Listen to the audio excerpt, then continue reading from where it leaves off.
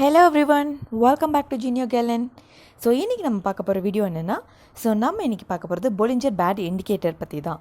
Bollinger Band Indicator எதுக்காக நம்ம use பண்ணுறோம், அதை எப்படி அப்ளை பண்ணணும், அதை யூஸ் பண்ணுறதுனால நமக்கு என்ன பெனிஃபிட், இதை தான் நம்ம பார்க்க போகிறோம். நான் இன்றைக்கி வந்துட்டு ஜெரோதா அப்ளிகேஷன் இருக்குது இல்லையா, கைட், அதை ஓப்பன் பண்ணியிருக்கேன். கைட் ஆப் ஓப்பன் பண்ணி நான் ஐடிசி ஸ்டாக் செலக்ட் பண்ணியிருக்கேன். இப்போ எப்படி அப்ளை பண்ணலாம் நம்ம பார்ப்போம். அதை அப்ளை பண்ணுறதுக்கு முன்னாடி நம்ம இப்போ வந்து பார்த்திங்கன்னா இப்போ ஒயிட் பேக்ரவுண்ட் இருக்குது பார்த்தீங்களா. இப்போ வந்து நம்ம டேட் தீமில் இருக்குது, இப்போ வந்து நம்ம டார்க் தீமில் மாற்றிக்கலாம், இன்னும் கொஞ்சம் கிளியராக இருக்கும் அந்த இண்டிகேட்டருக்கு. இப்போ என்ன பண்ணணுன்னா டிஸ்பிளே இருக்குது பார்த்தீங்களா. டிஸ்பிளே செலக்ட் பண்ணிவிட்டு இங்கே தீமில் பார்த்திங்கன்னா டே அண்ட் நைட் இருக்கா, இப்போ வந்து டே இதில் இருக்குது, இனி நம்ம நைட் செலக்ட் பண்ணிக்கலாம். இப்போ பிளாக் கலரில் மாறிடுச்சு பார்த்தீங்களா. இப்போது நம்ம சார்ட் இருக்குது. ஆல்ரெடி நான் நிறைய இண்டிகேட்டர்ஸ் யூஸ் பண்ணிகிட்ருக்கேன், சூப்பர் ட்ரெண்ட், ATR இந்த மாதிரி யூஸ் பண்ணிட்டுருக்கேன். இப்போ நம்ம எப்படி Bollinger Band வந்து எடுக்கிறது நம்ம பார்க்கலாம். இப்போ எப்படி நம்ம செலக்ட் பண்ணோன்னா as usual ஸ்டடீஸ் போயிட்டு இங்கே பாருங்கள், Bollinger ஆல்ரெடி நான் செலக்ட் பண்ணி வச்சுருக்கேன் இங்கே. அந்த மாதிரி Bollinger Band செலக்ட் பண்ணதுக்கப்புறம் நீங்கள் இதில் இருக்க எந்த ஃபீல்டுமே நீங்கள் சேஞ்ச் பண்ண வேண்டாம். Field, period, standard deviation, moving average type இதெல்லாம் இருக்குது பார்த்தீங்களா. எதுவுமே நீங்கள் சேஞ்ச் பண்ண வேணாம். இங்கே பாருங்கள், Bollinger Band top, Bollinger Band median, Bollinger Band bottom இது இருக்குது பார்த்தீங்களா. இதை வந்துட்டு நீங்கள் செலக்ட் பண்ணிக்கலாம். கலர்ஸ் உங்களுக்கு என்ன கலரில் அந்த லைன்ஸ் எல்லாம் வேணுமோ அந்த கலரில் நீங்கள் செலக்ட் பண்ணிக்கலாம். இப்போது டாப் இருக்குது பார்த்தீங்களா, ஃபர்ஸ்ட் லைன் வந்து நம்ம என்ன கலரில் கொடுத்துக்கலாம், ப்ளூ கலரில் கொடுக்கலாமா. Okay, blue. மீடியன் பார்த்திங்கன்னா நம்ம ஒயிட்லேயே விட்டுலாம், ஒயிட்டில் இருக்குது ஆல்ரெடி. இப்போது பாட்டம் பார்த்திங்கன்னா அதுவும் ப்ளூவில் கொடுத்துடலாம்.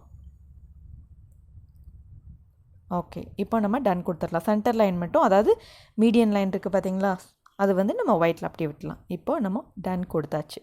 இப்போ பாருங்கள் எப்படி தெரியுது, நல்லா கிளியராக இருக்கா. மேலே ப்ளூ லைன், கீழே ப்ளூ லைன், சென்டரில் இருக்கிறது ஒயிட் லைன். இதுதான் Bollinger Bandோட சார்ட். இப்போ இந்த Bollinger Bandை பற்றி நம்ம தெரிஞ்சுக்கலாம். இந்த Bollinger Band இண்டிகேட்டர் பார்த்திங்கன்னா ஜான் போலிஞ்சருங்கிற பர்சன் வந்து பார்த்திங்கன்னா 1980 வந்து இதை இன்ட்ரடியூஸ் பண்ணியிருக்காரு. நம்ம ட்ரேடிங்க்கு அஃபிஷியலாக யூஸ் பண்ண ஆரம்பித்தது பார்த்திங்கன்னா, ட்ரேடிங் வந்துட்டு அஃபிஷியலாக அந்த இந்த இண்டிகேட்டர் வந்து வந்தது பார்த்திங்கன்னா ஸ்டார்ட் பண்ணது 2011 இருந்தது. இந்த இண்டிகேட்டர் வந்து ட்ரேடிங்க்கு யூஸ் பண்ண ஆரம்பிச்சிருக்காங்க. இந்த ஒரு இண்டிகேட்டர் வந்து இது வந்து எதை பேஸ் பண்ணியிருக்குன்னா moving average and price movement, இதை பேஸ் பண்ணி தான் இந்த இண்டிகேட்டர் வந்து ஃபங்க்ஷன் ஆகுது. இதில் பார்த்தீங்கன்னா இது பாருங்கள், நான் சின்னது பண்ணி காமிக்கிறேன் சார்ட்டை. இது வந்து பார்த்திங்கன்னா இந்த ஃபர்ஸ்ட் ப்ளூ லைன் பார்த்திங்கன்னா அப்பர் பேண்ட் லைன் சொல்லுவாங்க. இந்த கீழே இருக்க பாட்டம் லைன் இருக்குது பார்த்தீங்களா, பாட்டம் லைன் பார்த்திங்கன்னா இது லோயர் பேண்டு. இது அப்பர் பேண்ட், இது லோயர் பேண்ட். நடுவில் இருக்குது பார்த்தீங்களா, இதுதான் வந்து மூவிங் ஆவரேஜ் லைன். இந்த மூவிங் ஆவரேஜ் இண்டிகேட்டரை வச்சு தான் வந்துட்டு இந்த கால்குலேஷன் எல்லாமே நடக்குது. இது பார்த்தீங்கன்னா 20 days ஒரு டேட்டா இருக்குது பார்த்தீங்களா, அதாவது ட்ரேடிங் நம்ம சார்ட்டோட டேட்டா இருக்குது பார்த்தீங்களா, இந்த கேண்டில் ஸ்டிக்ஸ் இந்த மாதிரிலாம் இருக்குது இல்லையா. இந்த டேட்டாவெல்லாம் கலெக்ட் பண்ணி தான் இந்த மூவிங் ஆவரேஜ் வந்து ஃபங்க்ஷன் ஆகுது. இது எப்படி நம்ம பார்த்து கண்டுபிடிக்கிறது அப்படின்னு நம்ம பார்க்கலாம்.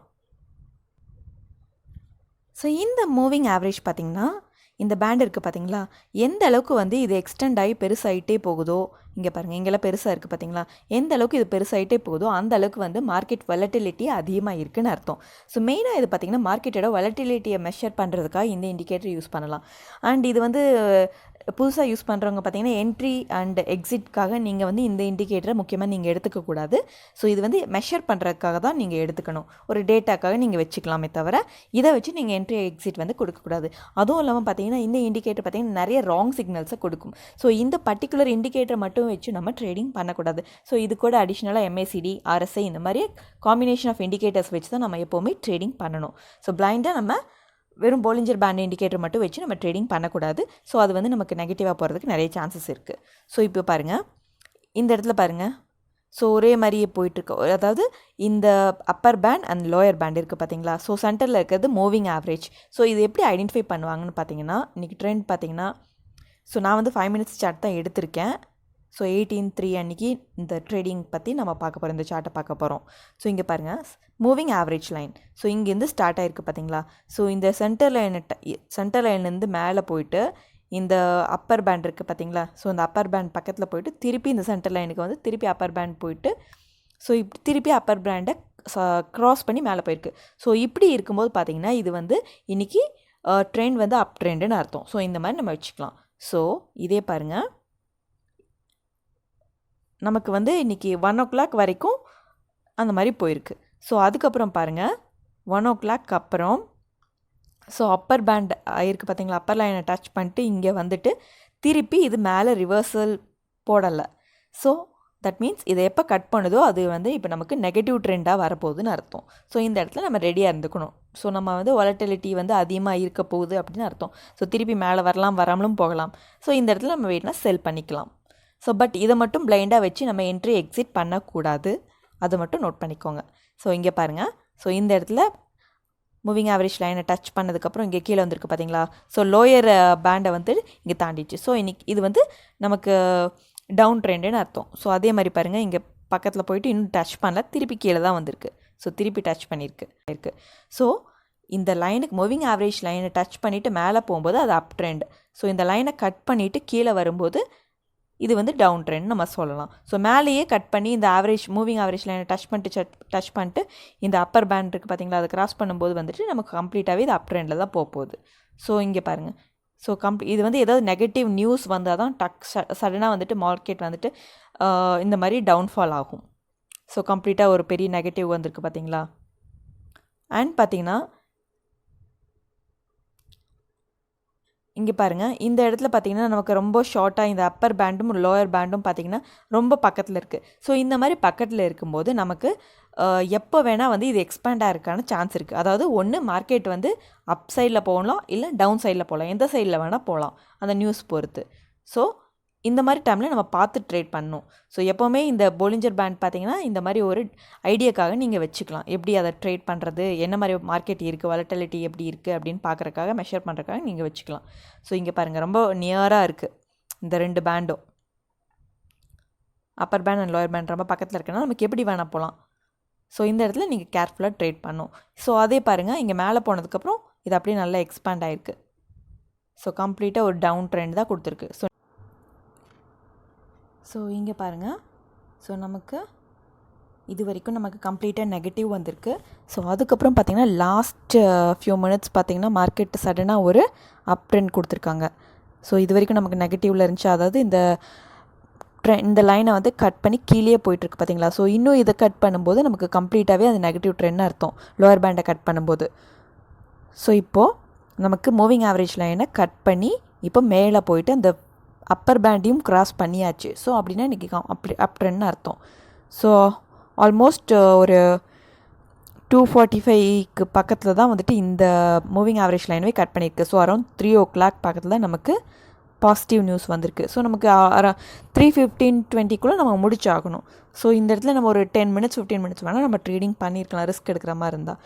ஸோ அந்த டைமில் நமக்கு ஆப்பர்ச்சுனிட்டி கிடச்சிருக்கு, ட்ரேட் பண்ணியிருந்தால் நமக்கு நல்லா ப்ராஃபிட் கிடச்சிருக்கும் பாருங்கள். ஸோ இந்த இடத்துல நமக்கு நம்ம பை பண்ணியிருந்தோம்னா, ஸோ இங்கே ஃபுல்லாக கட் ஆகிடுச்சு பார்த்தீங்களா. ஸோ இந்த இடத்துல நம்ம பை பண்ணியிருந்தோம்னா நமக்கு இது வரைக்கும் ஸோ அவ்வளோ நமக்கு டைம் இருந்திருக்காது, வேணால் ஒரு 10 minutes நம்ம ட்ரேட் பண்ணியிருக்கலாம் பாருங்கள். 215லேருந்து 2 rupees தான் ப்ராஃபிட் கிடச்சிருக்கும்.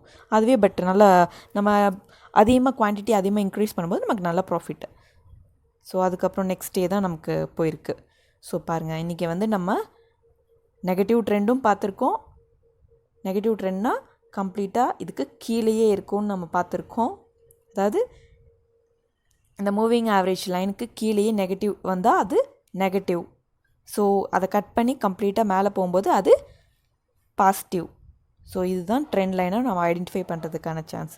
ஸோ இதை கண்டிப்பாக உங்களுக்கு யூஸ்ஃபுல்லாக இருக்கும்னு நினைக்கிறேன். பட் இதை மட்டும் வச்சு நீங்கள் ட்ரேட் பண்ணாதீங்க.